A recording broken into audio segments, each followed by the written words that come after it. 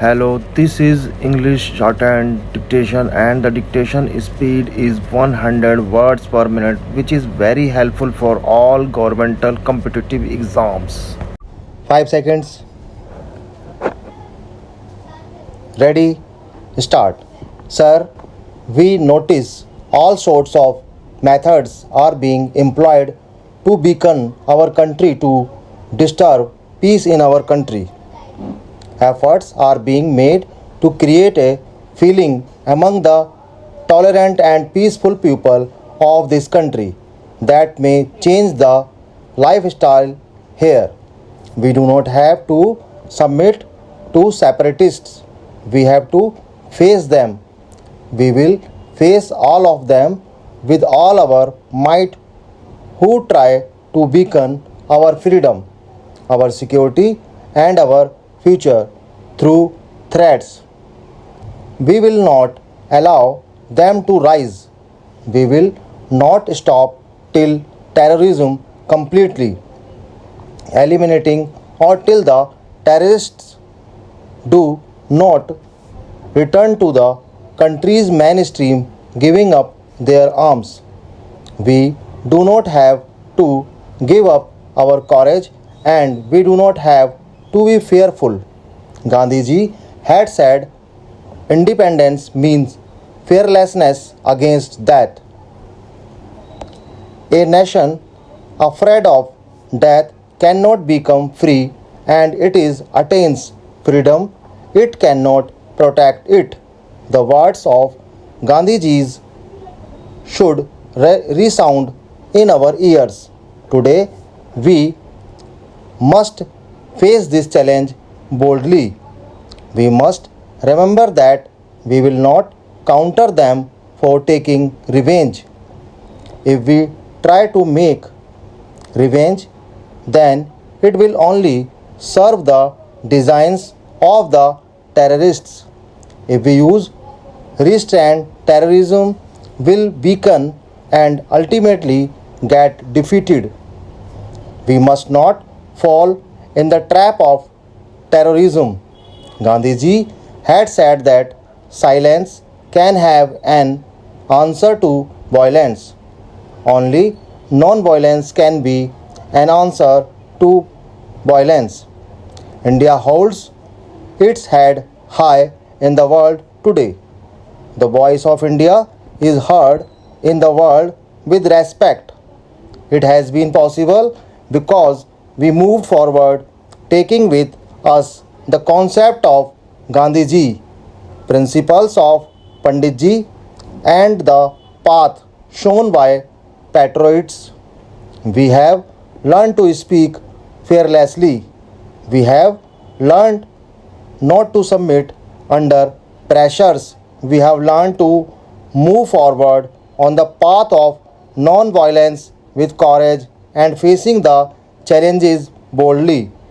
We launch a movement against the atomic weapons in the world during the last 50 years.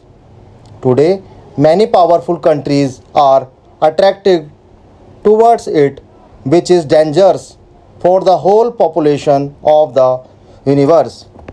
The feeling that Gandhiji and Panditji had brought to the fore before our independence is now spreading throughout the world after 40 or 50 years. It is just insanity that we continue to manufacture weapons while the available weapons alone can extinguish the entire world 50 times. It is really madness that 15 to 20 million rupees are spent every minute in the world on arms race. Even a small fraction of it can help a lot in eradicating poverty, diseases, and unemployment. Today, India is paying attention to these things. We are paying attention to human rights and human dignity. We have taken up the cause of suppressed sections of the world.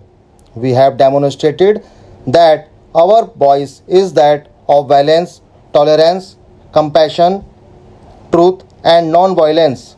Last month, we signed on agreement of Sri Lanka, an agreement that proved the righteousness of our policy, which demonstrated that the impact of our foreign policy is good and that India was moving in the right direction.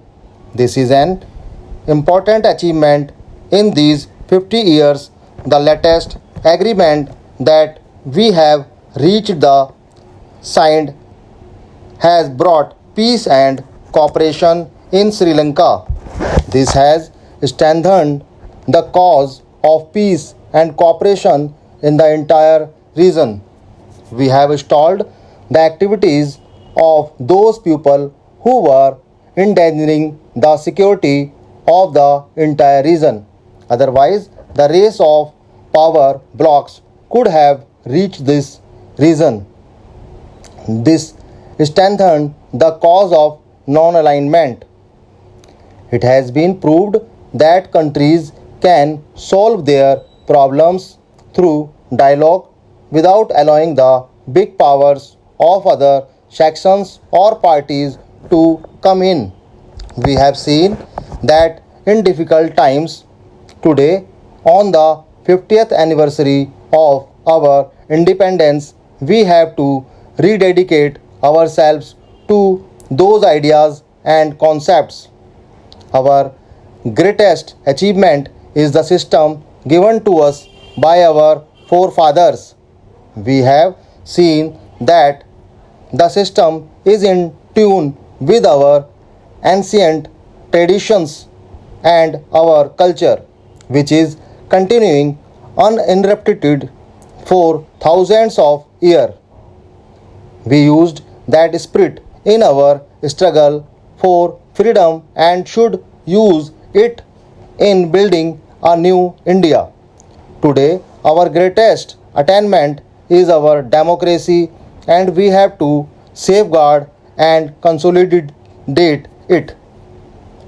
Mr. Deputy Speaker, sir, I am very glad that I have the opportunity to take part in the discussion on the demands for grants in respect of the Ministry of Labour.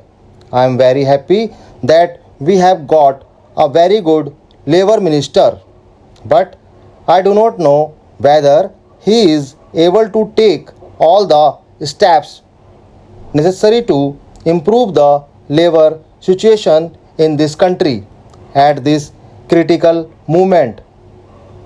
The Industrial Policy Resolution of 1956 clearly mentions that in the process of rapid industrial development, labour assumes a vital role to establish a socialistic pattern of society. The main problems facing the work class are of getting adequate wages, essential commodities at prices they can afford, some sort of shelter and cloth.